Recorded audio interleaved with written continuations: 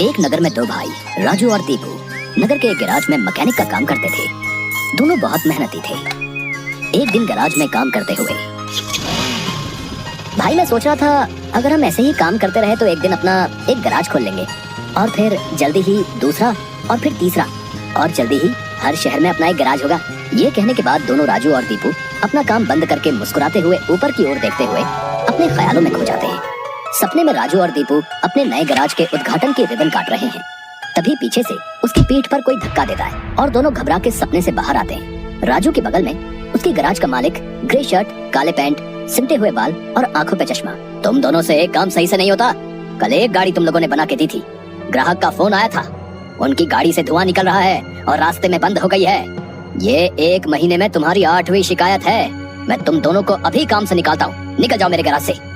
मालिक, पर यह भी तो हो सकता है उसकी गाड़ी खराब हो।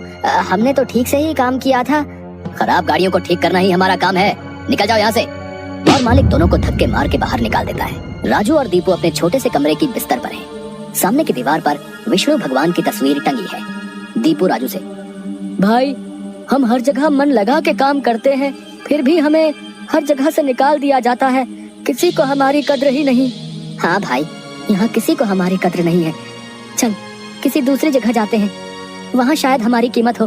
भाई पर हम वहाँ करेंगे क्या? याद है माँ कहती थी कि भगवान का नाम लेने से सब मिल जाता है। हाँ चल सामान बांध, अब हम यही करेंगे, भगवान का नाम लेंगे और पैसे कमाएंगे। वो कैसे? अरे हम बाबा बन के लोगों को ज्ञान देंगे और उनसे पैसे लेंगे। वो तो ठीक है, पर हम लोगों को क्या ज्ञान देंगे? अरे वही जो माँ हमें देती थी। तू ज्यादा सवाल मत कर, सामान बांध। हम राजा सूर्यदेव के चंपक नगर जा रहे हैं। चंपक नगर में राजू और दीपू गेरुए धोती और गेरुई शॉल में, कंधे तक बाल, गले में रुद्राक्ष की माला, पैरों में खड़ाऊ, कंधे पे लटकी मटमैली गठरी, कलाइयों में बंधी रुद्राक्ष की माला, एक बड़े बरगद के पेड़ के नीचे बने चबूतरे के सामने। ये राजा सूर्यदेव का चंपक नगर है, हम यहीं से शुरू करेंगे। दीपू सुन, आज से तेरा नाम दीपू नहीं दीपेश्वर है, समझा? और मैं एक सिद्ध योगी। मैं यहाँ बैठता हूँ और ध्यान करता हूँ। तू नगर में जाके ये खबर फैला कि एक सिद्ध योगी आए हैं जो हर समस्या का हल देते हैं। ठीक है, मैं जाता हूँ।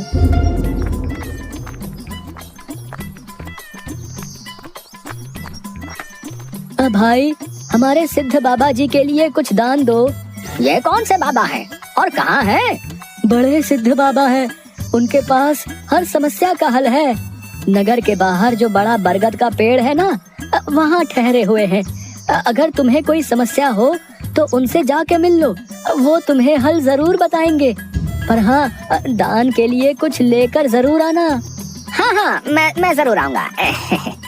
औरों को भी बता दो, पूरे नगर का भला हो जाएगा। जरूर बाबा जी, जरूर। राजू पेड़ के नीचे ध्यान में बैठा हुआ है और दीपू थैले में सामान लेके उसके पास जाता है। मैंने नगर में खबर फैला दी है, जल्दी ही लोग यहाँ आते होंगे, तुम तैयार रहो। मैं तो कब से तैयार हूँ, देखते हैं क्या होता है। राजू फिर से ध्यान में बैठ जाता है। तभी नगर के लोग वहाँ आने लगते हैं और हाथ जोड़ के नीचे बैठे हैं। बाबा हमारा काम नहीं चल रहा, कृपा करें। आप जो भी दान के लिए लाए हैं बाबा के चरणों में रखें और बाबा से गुरु मंत्र लें। दुकानदार राजू के पास पैसे रखता है और हाथ जोड़कर खड़ा हो जाता है। राजू इशारे से दुकानदार को अपने पास बुलाता है और उसके कान में कहता है, श्री राम, हर बिक्री के समय मन में ये नाम का जाप करो, बिक्री बढ़ जाएगी। याद रहे, अपना ये मंत्र किसी को नहीं बताना, अपनी पत्नी को भी नहीं। जैसी आपकी आज्ञा बाबा जी।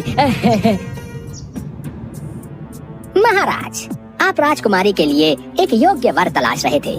हमारे गांव में एक सिद्ध योगी आए हैं जो तेजवान हैं और राजकुमारी के लिए एकदम श्रेष्ठ हैं। गुरुदेव, मुझे आपके चयन पर पूरा विश्वास है। अगर आपने चुना है तो वो राजकुमारी के लिए अवश्य ही उत्तम होगा। सोने जवाहरात और अनेक उपहार लाओ। हम अभी उन महान योगी के पास जाएंगे और उनसे राजकुमारी से विवाह करने का आग्रह करेंगे।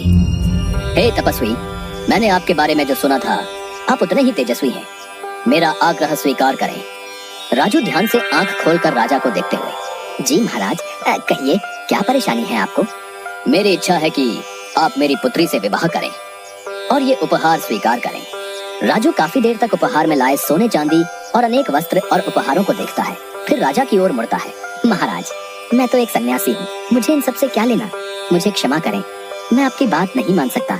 दीपू चौंकते हुए राजू को देखता है। मैंने जो सुना था आप उससे भी महान हैं। मुझे क्षमा करें यदि मैंने आपका अनादर किया हो। आप जब तक यहाँ हैं मैं कोशिश करूंगा आपको कोई दिक्कत ना हो। और राजा सूर्यदेव को प्रणाम करके वापस चले जाते हैं। अरे राजू, ये क्या कर दिया तुमने? इतना अच्छा मौका हाथ से जाने दिया। अरे राज करते हम लोग। राज, तुम्हें ये क्या हो गया है? मैं यही सोच रहा था, लेकिन फिर मैंने सोचा कि इतने दिनों से ईश्वर का नाम लेते लेते इतना तो समझ आ गया है कि ईश्वर के नाम अमृत में ऐसा क्या है जो मीरा सारा राजसी ठाट छोड़कर वैरागन बन गई। क्यों प्रहलाद ने अपने पिता की इतनी यातनाएं सही। मुझे भी राम नाम का धन मिल गया है जिसके आगे इस दुनिया का सारा धन फीका है। मुझे ये सब नहीं पता। हम यहाँ पैसे कमाने आए थे, ना कि साधु बनने। मैं चला, मैं अकेले ही सब संभाल लूंगा। तुम्हें जो ठीक लगे करो, पर अगर किसी मुसीबत में फंस जाओ पूरी श्रद्धा से ईश्वर का नाम लेना, तुम्हारी मुसीबत दूर हो जाएगी। तुम्हारा दिमाग खराब हो गया है। इतनी आसानी से मुसीबत दूर होती तो सभी खुश होते। राजू बस उसे देखकर मुस्कुराता है और ध्यान में बैठ जाता है। दीपू अपनी पोटली उठा के गाँव में चल देता है। क्यों भाई, कैसा चल रहा है? हाँ भाई, सब बढ़िया है और अब घर में सुख शांति भी है। ये भी बेवकूफ बन गया। राजू है तो चालाक। उसने ऐसी युक्ति की कि कोई उस पर सवाल नहीं उठा सकता। कुछ राशन दान करो। जरूर। दुकानदार राजू के थैले में चावल डालने जाता है। तभी दीपू, ये क्या दे रहे हो? इतनी मिठाइयाँ और मेवे तुम्हारी दुकान में है और तुम ये कच्चे चावल दे रहे हो। इनमें से कुछ दो। पर बाबा तो ये सब नहीं कहते। तुम्हें क्या करना है? जितना कह रहा हूँ वो करो। दीपू आगे जाता है और जोहरी की दुकान में दुकानदार से, और भाई जोहरी, कैसी चल रही है दुकानदारी? बाबा की कृपा से सब बढ़िया चल रहा है। कहिए क्या सेवा करूं? बाबा के लिए कुछ दान दो। इससे पहले कि इन्हें मेरी असलियत पता चले, इनसे तगड़ा दान लेके गांव से गायब हो जाऊंगा। फिर ये लोग राजू के पीछे पड़ेंगे तो उसे समझ आएगा। बाबा के लिए कुछ दान दो। जोहरी पैसे निकाल कर देने लगता है। अरे ये क्या भीख दे रहे हो? बाबा की कृपा से तुम्हारी दुकान चल रही है।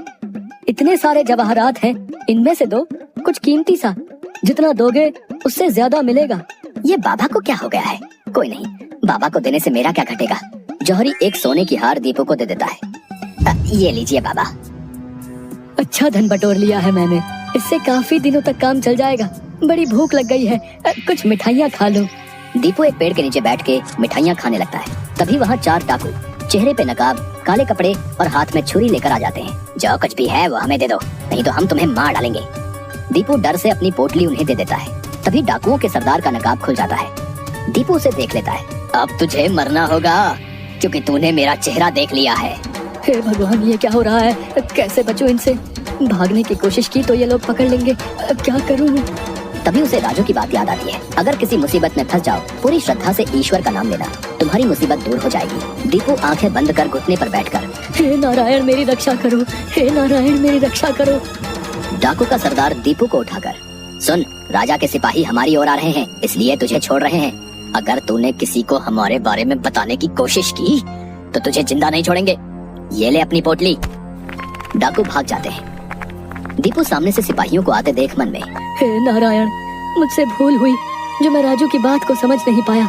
मैं राजू के पास वापस जा रहा हूँ और उसके साथ रहकर आपके ध्यान में अपना जीवन बिताऊंगा।